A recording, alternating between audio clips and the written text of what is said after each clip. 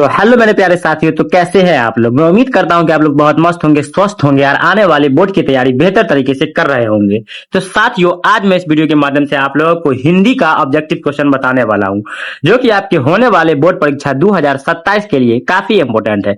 तो चलिए साथियों, वीडियो को शुरू से अंत तक जरूर देखिएगा और एक एक क्वेश्चन को बनाने का प्रयास कीजिएगा। तो देखिए पहला नंबर क्वेश्चन क्या है।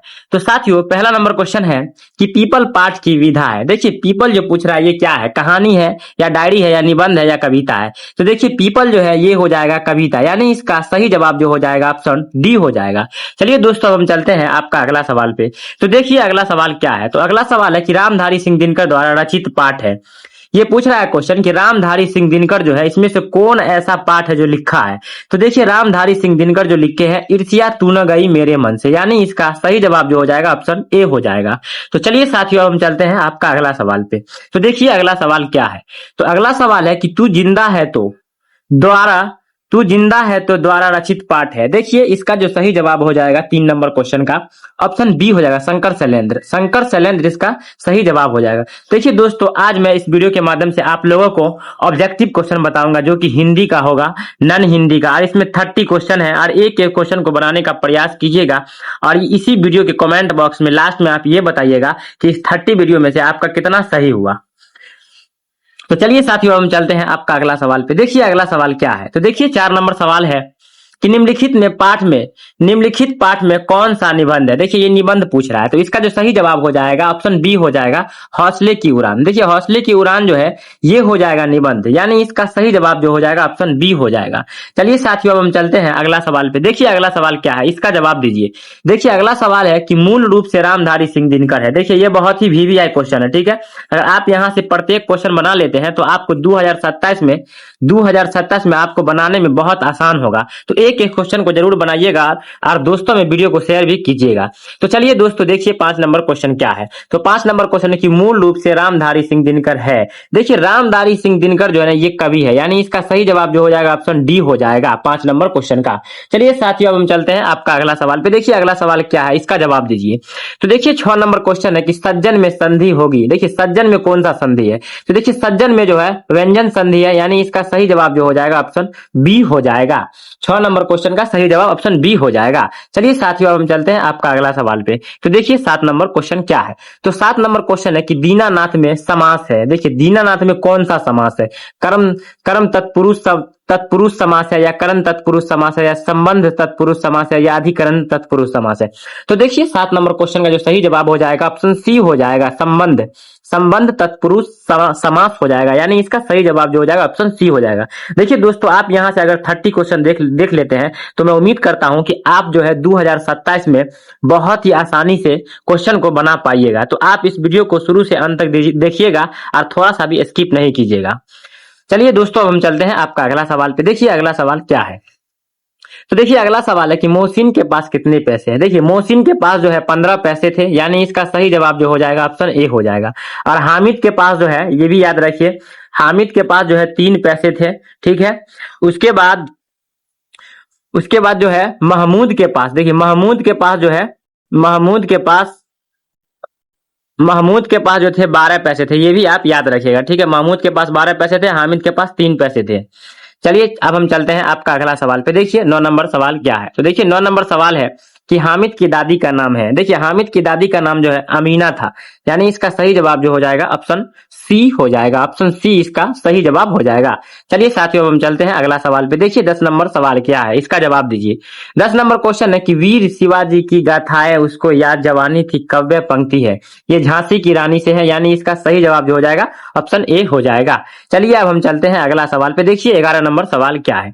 तो 11 नंबर सवाल है कि झांसी की रानी ने लड़ाई लड़ी। देखिए झांसी की रानी ने जो लड़ाई लड़ी थी ये अंग्रेजों से लड़ी थी, यानी इसका सही जवाब जो हो जाएगा ऑप्शन डी हो जाएगा। देखिए दोस्तों, ये क्लास 10th वालों के लिए है, याद रखिएगा। एक एक क्वेश्चन बहुत ही महत्वपूर्ण क्वेश्चन है, तो एक एक क्वेश्चन को बनाने का प्रयास जरूर कीजिएगा। चलिए अब हम चलते हैं आपका अगला सवाल पे। देखिए अगला सवाल क्या है। तो अगला सवाल है कि कर्पूरी ठाकुर का जन्म किस राज्य में हुआ। देखिए कर्पूरी ठाकुर का जो जन्म हुआ था बिहार में हुआ था, ठीक है, बिहार में हुआ था, यानी इसका सही जवाब जो हो जाएगा ऑप्शन डी हो जाएगा। आप ये भी जान लीजिए कि कब हुआ था। तो देखिए 24 जनवरी, याद रखिएगा 24 जनवरी 24 जनवरी 1924 ईस्वी में हुआ था, ये याद रखिएगा, ठीक है। इसका जो सही जवाब हो जाएगा ऑप्शन डी हो जाएगा। चलिए अब हम चलते हैं आपका अगला सवाल पे। देखिए 13 नंबर सवाल है कि द्वंद्व समास में है। देखिए द्वंद्व समास में जो है इसका जो सही जवाब हो जाएगा 13 नंबर क्वेश्चन का, दोनों पद प्रधान होते हैं, यानी इसका सही जवाब ऑप्शन सी हो जाएगा। द्वंद्व समास में दोनों पद प्रधान होते हैं, यानी इसका सही जवाब ऑप्शन सी हो जाएगा। चलिए साथियों अब हम चलते हैं आपका अगला सवाल पे। देखिए अगला सवाल है कि अधखिला में उपसर्ग है। देखिए उपसर्ग, उपसर्ग उसको बोला जाता है किसी भी शब्द के पहले जो आता है उसको उपसर्ग कहा जाता है। तो देखिए उपसर्ग जो हो जाएगा ना 14 नंबर क्वेश्चन का सही जवाब जो हो जाएगा अध हो जाएगा, अध, अधखिला में अध हो जाएगा उपसर्ग, ऑप्शन बी इसका सही जवाब हो जाएगा। चलिए अब हम चलते हैं आपका अगला सवाल में। देखिए अगला सवाल है कि खेमा कितने वर्ष का दिखता था। देखिए खेमा जो है 8 से 9 वर्ष का दिखता था, यानी इसका सही जवाब जो हो जाएगा ऑप्शन सी हो जाएगा, ऑप्शन सी इसका सही जवाब हो जाएगा। चलिए दोस्तों हम चलते हैं आपका अगला सवाल पे। देखिए अगला सवाल है कि मुक्ता काशी होटल का मालिक था। देखिए मुक्ता काशी होटल का जो मालिक था कसारा था, यानी इसका सही जवाब हो जाएगा ऑप्शन ए हो जाएगा। चलिए अब हम चलते हैं अगला सवाल पे। देखिए 17 नंबर सवाल है कि दीनबंधु किसके नाम के साथ जोड़ा जाता है। तो देखिए दीनबंधु जो है ना ये निराला के नाम के साथ जोड़ा जाता है, यानी इसका सही जवाब जो हो जाएगा ऑप्शन बी हो जाएगा 17 नंबर क्वेश्चन का। चलिए अब हम चलते हैं आपका अगला सवाल पे। देखिए 18 नंबर सवाल है कि कवि के अनुसार पीपल के पत्ते का आकार है। देखिए पीपल के पत्ते का आकार जो है कवि के अनुसार गोल है, यानी इसका सही जवाब जो हो जाएगा ऑप्शन ए हो जाएगा। चलिए साथियों अब हम चलते हैं आपका अगला सवाल पे। तो देखिए अगला सवाल है कि सपूत में उपसर्ग है। देखिए उपसर्ग पूछ रहा है, किसी भी शब्द के पहले जो आता है उसको उपसर्ग कहा जाता है और जो बाद में आता है उसको प्रत्यय कहा जाता है। तो ये उपसर्ग पूछ रहा है, सपूत में जो उपसर्ग हो जाएगा ना स हो जाएगा, यानी इसका सही जवाब जो हो जाएगा ऑप्शन सी हो जाएगा। चलिए अब हम चलते हैं अगला सवाल पे। देखिए 20 नंबर सवाल क्या है। तो 20 नंबर सवाल है कि इन प्रत्यय से बना सही विकल्प है। तो देखिए इन जो है ना ये जो शब्द जितना भी शब्द है इस शब्द के लास्ट में इन देखिए किस में आ रहा है, भिखारिन, यानी इसका सही जवाब जो हो जाएगा ऑप्शन ए हो जाएगा। तो चलिए अब हम चलते हैं आपका अगला सवाल पे। देखिए अगला सवाल क्या है। तो अगला सवाल है कि संजू पिकनिक मनाने गई। देखिए संजू जो पिकनिक मनाने के लिए गई थी ना वो 3 जनवरी 97 को गई थी, यानी इसका सही जवाब जो हो जाएगा ऑप्शन सी हो जाएगा। चलिए साथियों अब हम चलते हैं अगला सवाल पे। तो देखिए अगला सवाल है कि मोको कहाँ ढूंढे बंदे मैं तो मेरे पास में, प्रस्तुत पंक्ति है, यहाँ पे पंक्ति हो जाएगा, ठीक है, याद रखिएगा। तो देखिए 22 नंबर क्वेश्चन का जो सही जवाब हो जाएगा ऑप्शन सी हो जाएगा, कबीर के पद, ऑप्शन सी इसका सही जवाब हो जाएगा 22 नंबर क्वेश्चन का। चलिए साथियों अब हम चलते हैं आपका अगला सवाल पे। देखिए 23 नंबर सवाल क्या है। तो 23 नंबर सवाल का जवाब दीजिए। देखिए 23 नंबर क्वेश्चन है कि मोको शब्द का अर्थ है। देखिए मोको का जो अर्थ होता है ना मुझको होता है, यानी इसका सही जवाब जो हो जाएगा ऑप्शन बी हो जाएगा 23 नंबर क्वेश्चन का। चलिए अब हम चलते हैं आपका अगला सवाल पे। देखिए 24 नंबर सवाल क्या है।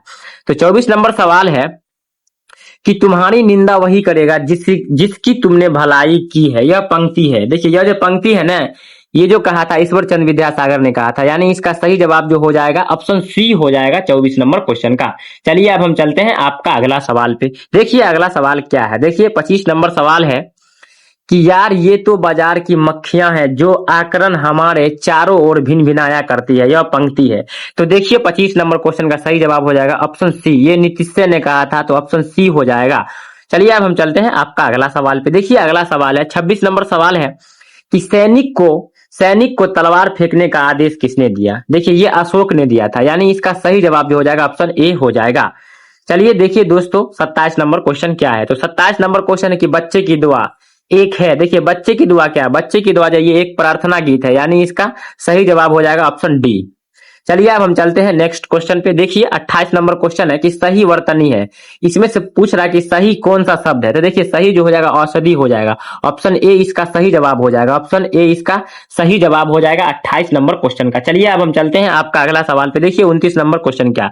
तो 29 नंबर क्वेश्चन है कि गलत वर्तनी है। देखिए गलत वर्तनी पूछ रहा है, तो इसमें से कौन ऐसा शब्द है जो गलत है। तो देखिए आशीर्वाद सही है, अभिलाषा सही है, प्राकृतिक सही है। अब हमसे पूछ रहा है कि इसमें गलत कौन है। तो ये आशीर्वाद गलत है, ये जो आशीर्वाद लिखा हुआ है, यानी कि ऑप्शन बी इसका सही जवाब हो जाएगा। चलिए अब हम चलते हैं आपका अगला सवाल पे जो कि लास्ट क्वेश्चन है। देखिए 30 नंबर क्वेश्चन है कि चमन का अर्थ है। देखिए चमन का जो अर्थ होता है फुलवारी होता है, यानी इसका सही जवाब जो हो जाएगा ऑप्शन डी हो जाएगा। तो चलिए दोस्तों अगर वीडियो अच्छा लगा हो तो एक लाइक कर दीजिएगा, अगर चैनल पे नए हैं तो चैनल को सब्सक्राइब करके बेल आइकन को ऑल पे कर लीजिए, क्योंकि साथियों इस चैनल के माध्यम से मैं हर रोज ऑब्जेक्टिव वीडियो लेकर के आता हूं जो कि आपके होने वाले बोर्ड परीक्षा 2027 के लिए काफी इंपोर्टेंट क्वेश्चन सब है। तो चलिए अब मिलते हैं अगले वीडियो में। जय हिंद, जय भारत।